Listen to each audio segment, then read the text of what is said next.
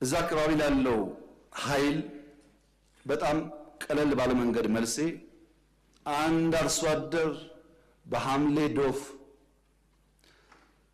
ዝናብ ብቻ ሳይሆን መብረቅ እየጣለ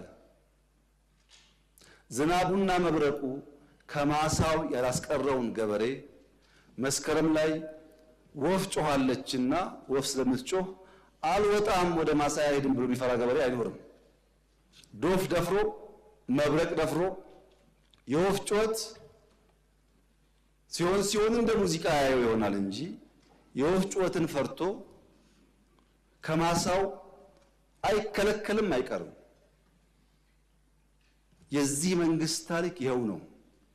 አሁን ያለው ድምጽ እንደ ወፍ ድምጽ ነው።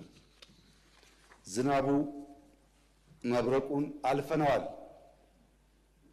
ማንኛውም መጠነኛ ትንኮሳዎች እንደ ወፍ ድምጽ ከማስተናገድ ያለፈ ድካም አይኖርብንምና መሰብሰብ ጥሩ ይሆናል።